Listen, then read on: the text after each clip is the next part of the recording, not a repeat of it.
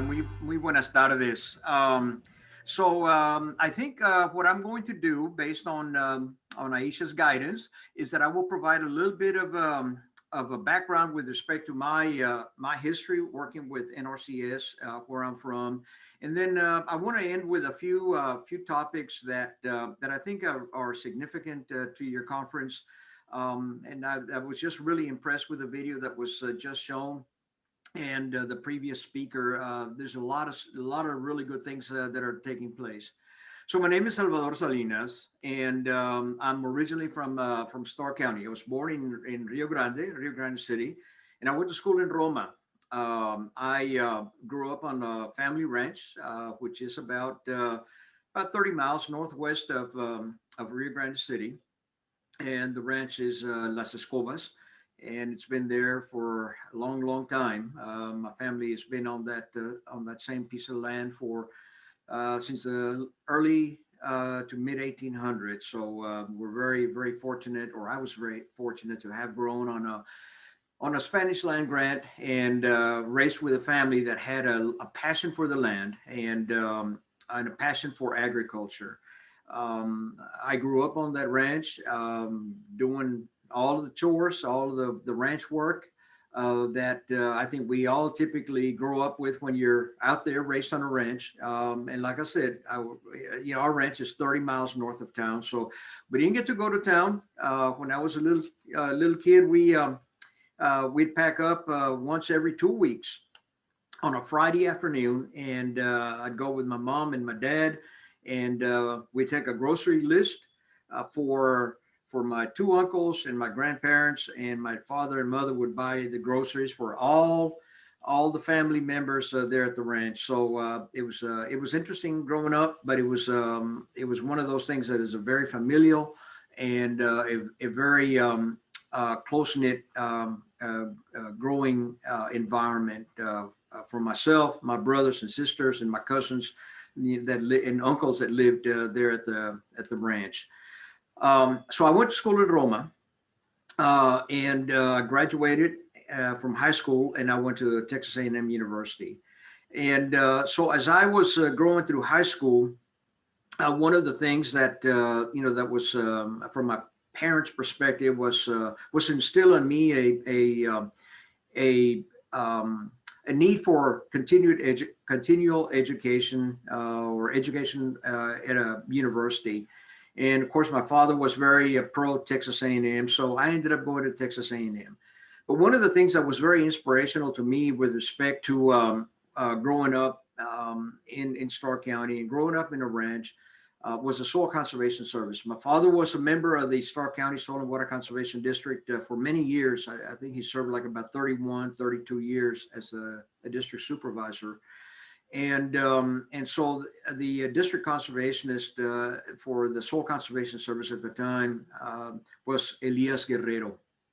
And then Silvestre Gonzalez followed Elias as the district conservationist in that Rio Grande City Soil Conservation Service field office.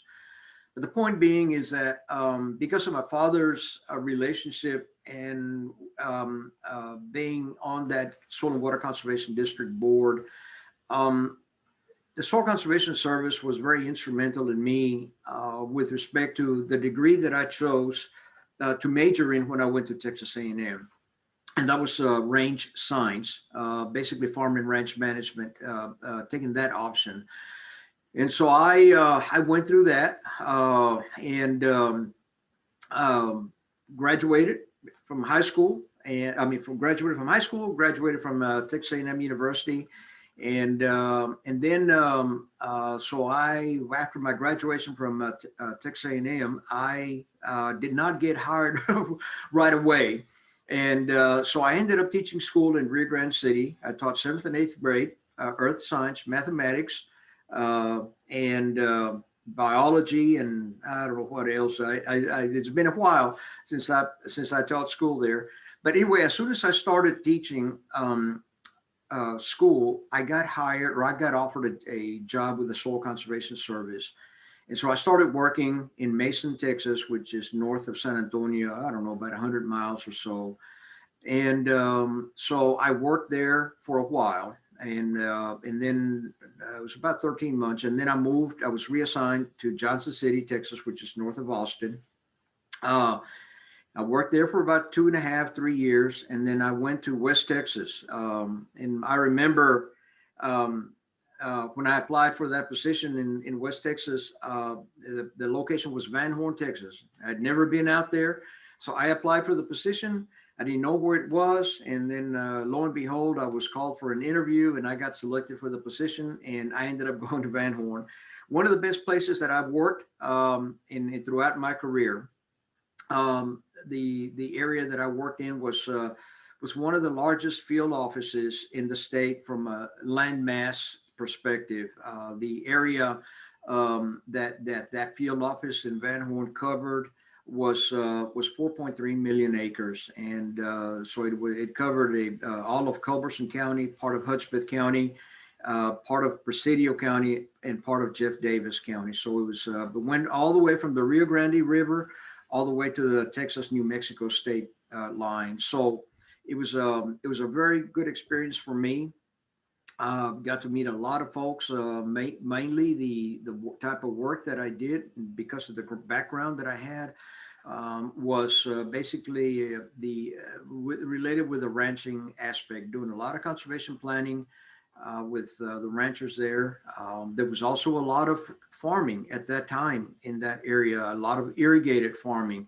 It was not from the river, but it was irrigation from deep wells. I think I remember some of those wells. So some of those farmers were pulling water from up to about 740, 750 feet. So the costs for irrigation were very expensive.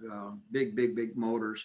Some of the center pivots that were being used were like half-mile center pivots, and I mean it just took a lot of energy to work those systems. But it was a very interesting and rewarding experience for me.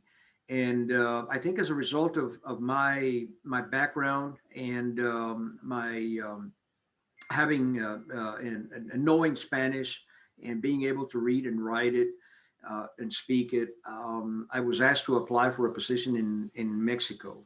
The position was in Cuernavaca, Mexico, and basically was to provide technical assistance to the government of Mexico with regard to some conservation work that Mexico was undertaking in the humid tropics, or the down in the southern portion of Mexico, down in the jungle area. Very humid, rains about 6-8 months out of the year, and then it just like turning off a faucet is dry for 2 to 3 months, 4 months out of the year. Regardless, I was fortunate to have been selected for that position. There was a team of Soil Conservation Service employees that was working in Mexico at the time, and I was one of a team of 5 employees that were there. So bottom line was that I ended up working in Cuernavaca, Mexico for about 26, 28 months. And that Cuernavaca was the headquarter location. The office originally was in Mexico City, but after the 86, 85 earthquake in Mexico City, a lot of the government offices were moved out. And the office that we worked in had been moved to Cuernavaca. And Cuernavaca is between kind of Mexico City and Acapulco, kind of in between. Beautiful city, although it was a growing.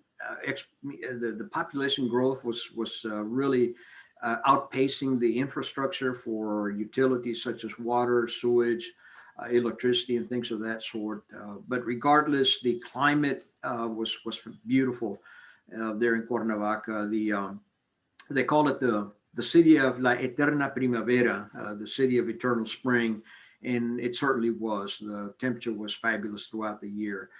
But I ended up working throughout Mexico, and because of my experience with irrigation when I worked in Van Horn, Texas, I got to work in northern Mexico, working with a lot of the irrigation districts along the northern Mexico and western U.S., and then in the state of Tamaulipas as well. And so I got to see and appreciate a lot of the work that, a lot of the product that Mexico was producing, a lot of the product that was being shipped here to the United States. Made a lot of really good friends. And so that was perhaps to me one of my highlights, one of the highlights of my career working for the Soil Conservation Service and NRCS. When my tour was over in Mexico, I came back to Texas, worked in Texas for the Soil Conservation Service, then worked in Benavides. And while I was there in Benavides is when I met a lot of the folks that probably got started working with small producers, Hispanic farmers and ranchers. The Texas-Mexico Border Coalition was established when I was there, and met folks like Omar Garza, who by the way is whose uncle was my padrino, and because his uncle Felix Garza was my father's very good friend and was served on that Starr County Soil and Water Conservation Board at the same time. And so worked with Omar, George Bennick, and many others. So I just wanted to mention a few folks. I don't know if George or Omar are on this call, but I certainly appreciate all of the work that the collaboration that I enjoyed with them, and hopefully will continue as time goes on.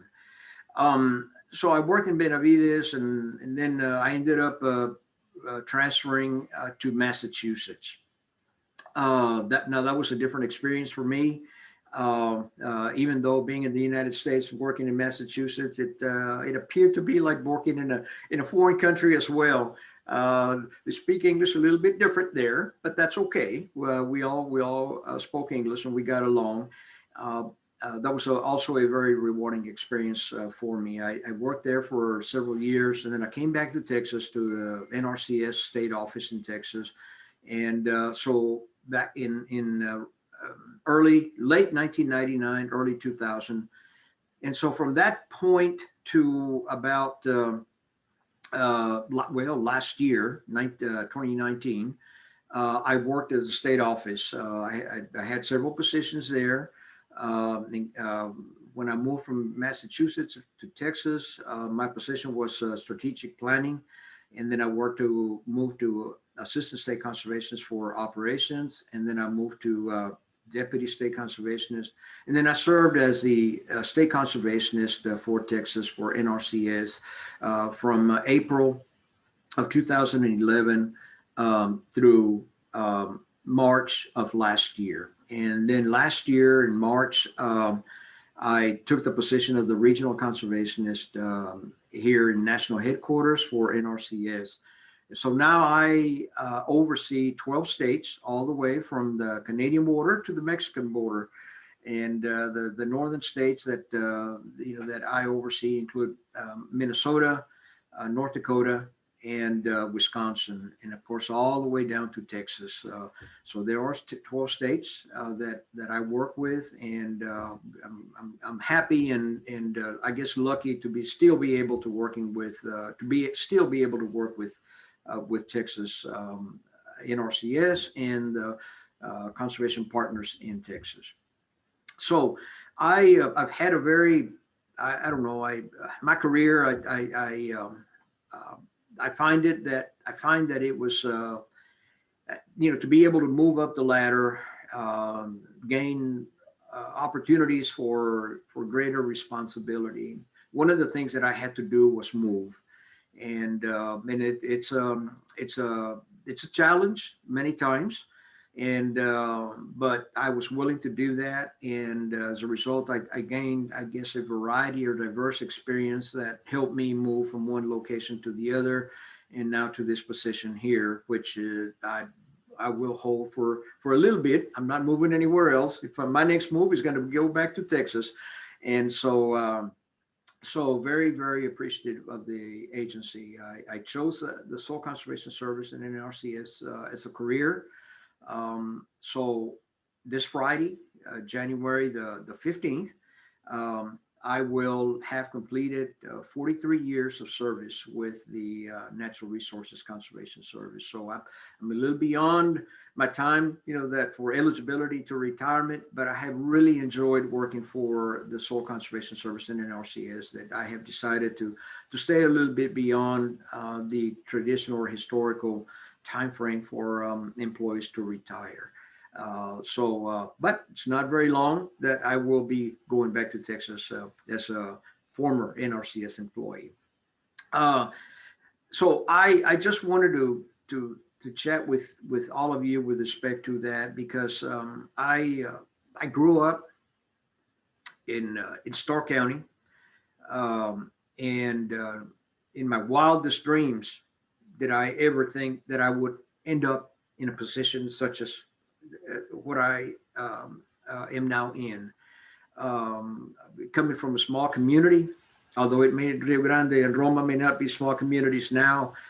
When I was there, when I was going to school, the population in Roma and Los Angeles was about 1,500 people. My graduating class in Roma, we were 97 seniors that graduated in 1974.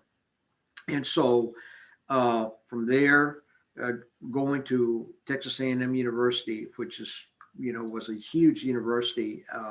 My freshman chemistry class, I remember, was like about 350 students. Way more than my entire high school when I was going to school in Roma. So it was very interesting. And my moves from one place to another, have been very rewarding. And I always counsel and encourage our young employees within NRCS to consider opportunities to relocate, to move to different areas, because it offers opportunities for them to learn, to gain knowledge, and to be a better NRCS employee, to be able to provide assistance, to all of the clientele, all of the producers, the diverse clientele that we have. And we will be much better for that. It has been, like I said, a very rewarding experience for me. And yes, I've moved 8-9 times, and so my 10th time will be moving back to Texas, and I hope it's not too far in the future. So hopefully, as time progresses, and we get over this pandemic that we are under now, that I will have some opportunity to physically go back and maybe visit with some of you folks that are doing some really, really good things there in Texas. I want to close my comments with a few things that the 2018 Farm Bill offered NRCS and USDA with respect to small farmers, limited resource producers, veteran farmers, beginning farmers and ranchers, the socially disadvantaged folks that or underrepresented folks that we work with. The 2018 Farm Bill was very good to NRCS and to USDA because it offered many opportunities now for us to really provide, I think, the assistance that many beginning farmers, veteran farmers, the underrepresented farmers, the limited resource producers, that we did not have before. And so I just want to highlight a few things. You may have heard some of those. I saw the video a little while ago on urban farming, and I'm going to touch a little bit with respect to that. And then hopefully I'll leave a little bit of time towards the end to answer questions or comments that y'all may have. So with respect to the 2018 Farm Bill, one of the things that the Farm Bill offered was, or directed the USDA to do, was to establish an Office of Urban Agriculture and Innovative Production. And so we have done that. We're moving slowly to complete that whole process of establishing that office.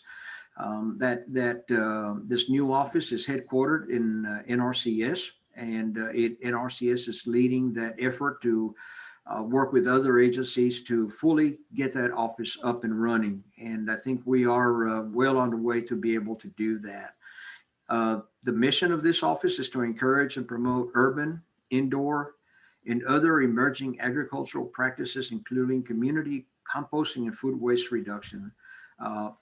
So certainly the videos that I just saw are very much in line with our new urban office. So hopefully we'll be able to complement some of the things that are already going on with the university and there at Rio Grande Valley and other universities across the country.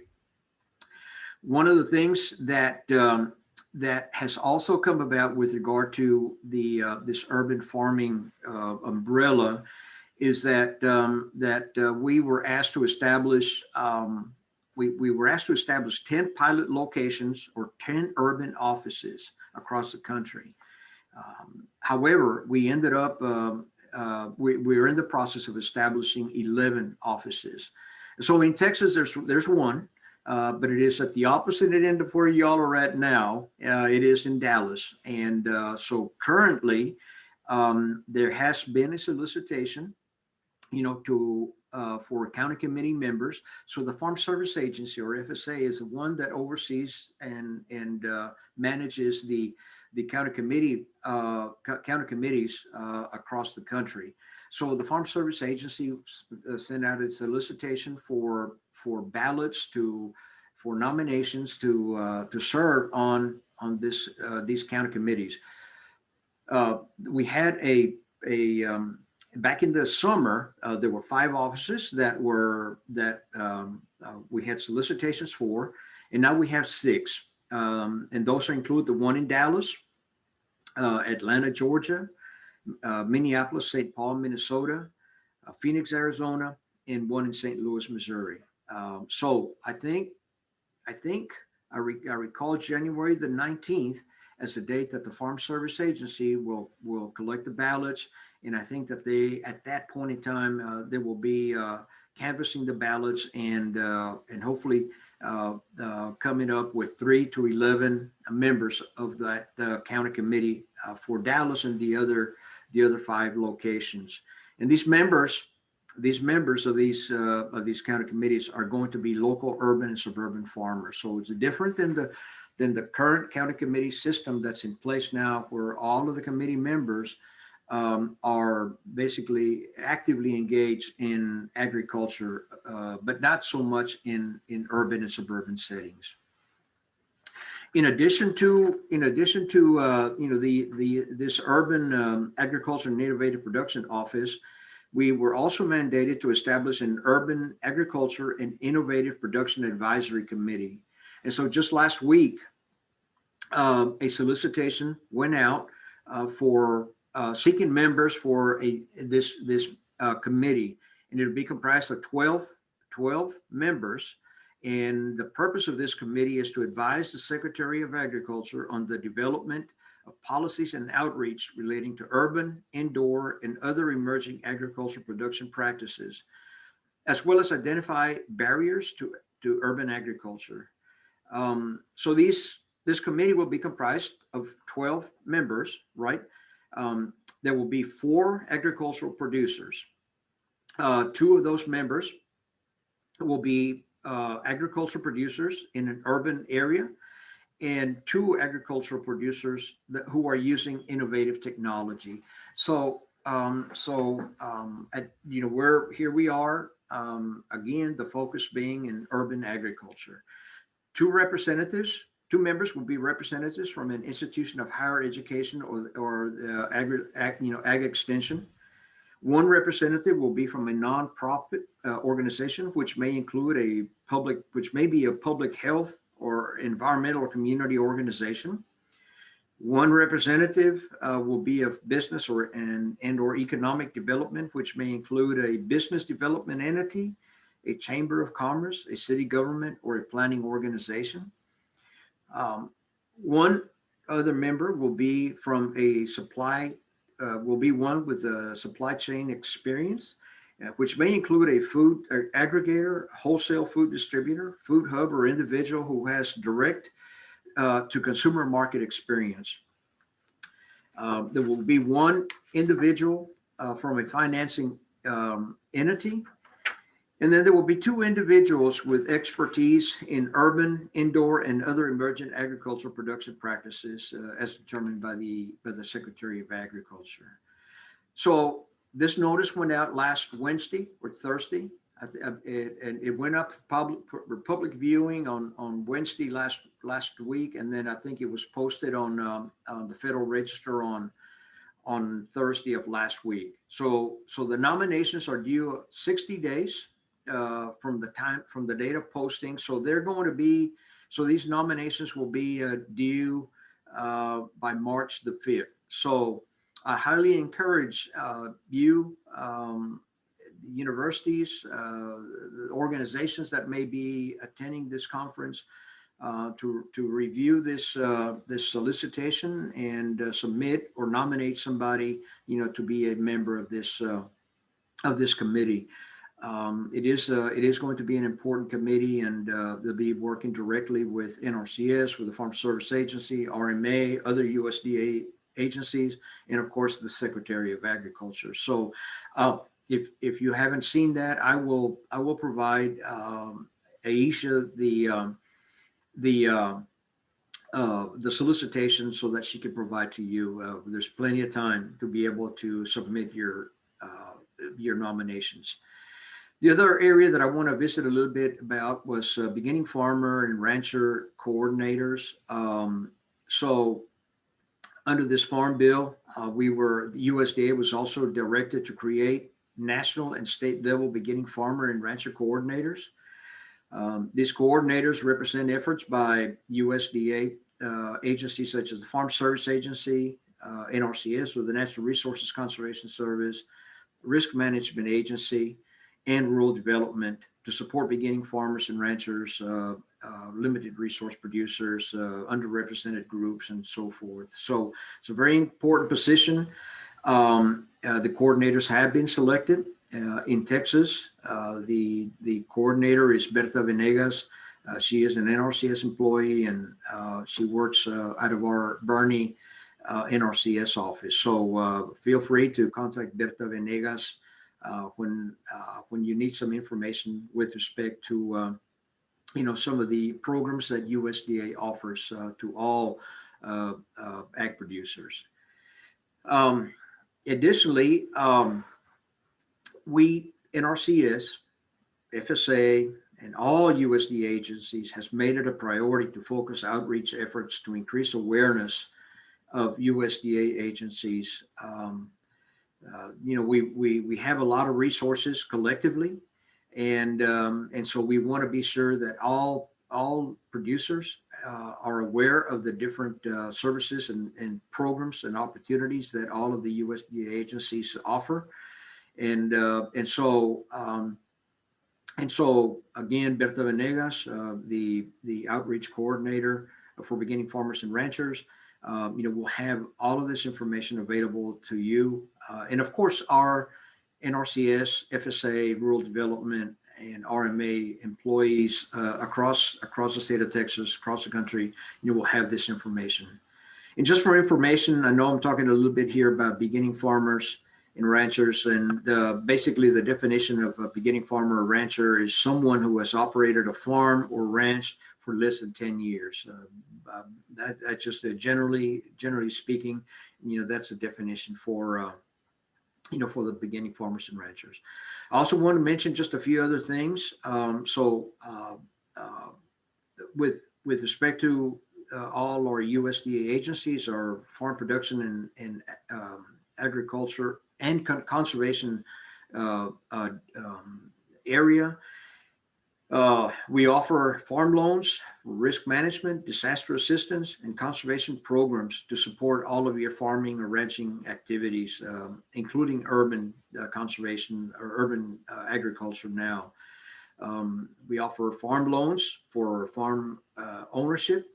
We offer farm operating loans, offer safety net assistance. FSA, for instance, has a variety of conservation and risk management and disaster resources that beginning farmers, uh, uh, limited resource producers, and other producers can use to help grow and mitigate risk in their operations. They have disaster programs and crop insurance programs to assist or fit most or any operation out there. From a conservation perspective, of course, the Farm Service Agency has or administers the Conservation Reserve Program, but they have a new program. It was part of the last Farm Bill, the 2014 Farm Bill, and it is still a part of the 2018 Farm Bill, and that is the CRP, Conservation Reserve Transition Incentive Program, or CRP-TIP. What this offers producers that have current CRP contracts or agreements, and offers those landowners an opportunity for additional annual and rental payments on land that is enrolled in CRP and is due to expire. But the condition is that these producers will sell or rent the land to a beginning farmer or rancher. And so if there is some interest with respect to that, visit with your USDA employees in your service center area, and work also with Berta Venegas and other outreach folks in the state, and see what opportunities that there may exist with respect to that. So just a really good opportunity for new farmers or people that are wanting to come into agriculture and transition from some other business. So really, really good opportunity there. With respect to the Natural Resources Conservation Service, one of the things that I do want to mention is that NRCS offers dedicated funding to beginning farmers and ranchers, limited resource producers, the underrepresented or socially disadvantaged producers under our EQIP and CSP programs. We are mandated to set aside a certain percentage of our allocations for those two programs to assist beginning farmers and those groups that I mentioned.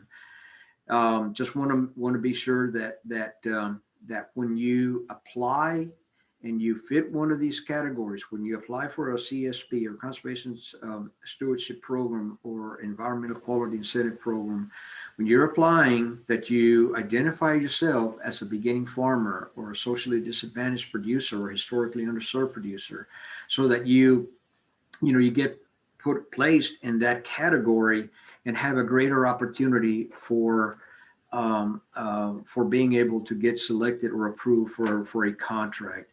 Additionally, beginning farmers, historically underserved, producers socially disadvantaged, are eligible for an upfront payment of a 50% rate of a cost of a practice, and so NRCS employees are required to offer you as a beginning farmer, limited resource producer, a member of an underrepresented group, a socially disadvantaged producer. We're required to make sure that we offer you that opportunity for a 50% upfront payment for a conservation practice. All conservation practices are eligible for this. If NRCS employees are not offering this opportunity to you, you need to ask for that. You not only you can ask for it upfront, or after you have a contract that has been approved, whether it be a CSP or EQIP contract, you can ask for that advanced payment. Now, the caveat, though, is that payment has to be spent within 90 days, and the conservation practice must be completed according to the conservation plan of operations. But for limited resource producers, beginning farmers, folks, that have difficulty coming up with the upfront cost to apply a conservation practice on the land. This is an extremely beneficial tool that the Farm Bill offers us. So if you're not if you're not getting information with regard to this when you go to an NRCS office or talk to an NRCS employee, be sure and ask for this opportunity to participate. You don't have to participate, but it needs to be offered to you. A few other things, and I'll close out here. One is that we also offer competitive grants for planning projects for urban farmers, local governments, schools, and other stakeholders to target areas of food access, education, business and startup costs, and development of policies relating to zoning and other need for urban production. The other opportunity for a competitive grant is implementation projects for organizations to accelerate models of urban, indoor, and other agricultural practices that serve multiple farmers and improve local food access, emerging technologies, education, and policy implementation. So keep a lookout for these type of opportunities. These will probably come up for proposals. I'm going to say sometime in March, and March or April. So as soon as we're as soon as these are up, I will be sure to inform the state conservationists in Texas and Berta Venegas so that the information can be out there for you to consider applying for some of these competitive grants. We have another cooperative agreement that we are going to be offering is for community compost and food waste reduction.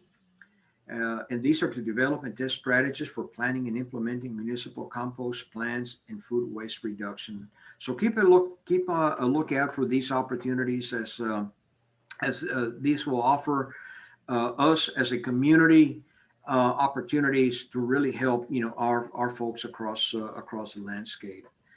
And finally, NRCS. I know in Texas when I was state conservationist, we started supporting urban farming, and but not only in Texas, have we been doing or supporting urban farming. We've been doing this across several states. But now it's getting to be more of a formalized process. But some of the things that we have provided assistance to urban farmers with are, of course, our technical assistance, but we've also provided financial assistance for soil health improving practices, irrigation and water catchment systems, managing weeds and pests, installing seasonal high tunnels, pollinator habitat, windbreaks, and improving energy efficiency. So those are just a few of the practices, that we have assisted with while I was state conservationist in Texas. And I know some of these practices are being used and offered in other states as well. And finally, I just want to close by stating that I guess the best way, if you haven't already done so, is to visit your local USDA service center, talk to the NRCS employees, the FSA employees, and sometimes we may have some rural development and risk management agency personnel there. But visit with them, and if you haven't already done so, and then the next step, if you want to participate in any of the programs that USDA offers, is you're going to need to establish a record with the Farm Service Agency. And so you're going to need to work with the Farm Service Agency staff at that local service center to get enrolled, to get set up, to be able to participate in all of these farm programs. It is sometimes it can be a little daunting process.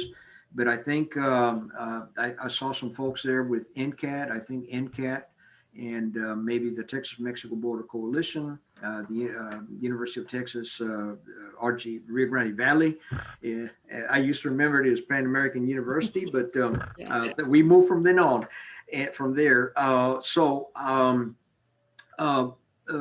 work with these organizations because they have opportunities to help you work through the process of getting set up with the Farm Service Agency. Once you do that, you establish a farm number and whatever else we need to have, then you can you're able to participate in the NRCS programs, the Farm Service programs, RMA, and others. So be sure and visit your local USDA Service Center. Talk to those folks there locally. That's where you can best get your best information face to face, and then move forward. And of course, in our case there in Texas, you have Berta Venegas, you have Aisha, and University of Texas, RGV, and other folks that can help provide assistance. So with that, Aisha and folks, thank you very much for the opportunity to visit with you. I hope my points or my talking points here have offered a little bit of additional information that you may have not had. But the bottom line is that we have really, through the Farm Bill, the 2018 Farm Bill, has really opened up the doors for USDA to offer a tremendous variety and diverse opportunities for a lot of our community to participate in USDA programs. So, and thank you. I hope that I get to be back in Texas one of these days and maybe participate face to face in one of your conferences again. So, muchas gracias y muy buenas tardes. Thank you, Mr. Salinas, so much for being with us and for all that information. Your 43 years have certainly resulted in a lot of knowledge and experience and connections. And we're grateful that you spent so much of that time with us in Texas. But when you left Texas, you left us in pretty good hands because we know Bertha very well. She helped us put this conference together. We see her a lot. We hear from her a lot. And we have questions, but I think a lot of them she can answer for us. So we'll direct Priscilla and Dalia and Carolyn, we'll direct you to Bertha, who deals more with the Texas than Mr. Salvador does now. Also, we met with Christy Oates, your successor, one of your successors, and that was a really good experience. So we're looking forward to our time with her too. Very good, very good. If not, just holler at me. I'll see what I can do. Yes, yes. Don't forget us in Starr County. We do have one question I want to ask you, even though we're a little short on time. Do you have any insight on what the new Vilsack administration will do with NRCS? Well, with respect to NRCS or the new administration, we really don't know. Not yet. Of course, Mr. Vilsack has been a previous or the prior, under the prior administration, he was the Secretary of Agriculture. So he knows NRCS very well. And also, I think they're bringing in a good team from what I hear with regard to the appointees that any administration brings to USDA. I don't know. I think we will know more maybe late next week. My understanding, of course, the inauguration is next Wednesday. And my understanding is that Mr. Vilsack will hit the ground running. He is the proposed Secretary of Ag. He hasn't been confirmed yet, but in all likelihood he will. With respect to NRCS, we are continuing to move forward with the programs and activities and direction that we have set for this fiscal year. And until we get a different guidance from the new administration, we're going to continue forward on that path. With respect to the Farm Bill programs that we administer, those are not going to change. The things that might change might be areas of emphasis or focus for all the USDA agencies. We are a part of the new Farm Production and Conservation area. Or undersecretary area, and so my belief is that we're going to continue under that. There may be a few changes here and there, but I don't foresee any big changes, at least in the near future. So we'll stay in touch, and we'll keep everybody informed about any changes in the foreseeable future. Great. Well, we appreciate that. Totally confident in you and you being up there representing us so well. Congratulations, by the way, on this position. All right, thank you very much. Thank you, sir. Thanks, Ngigam. All right, you bet.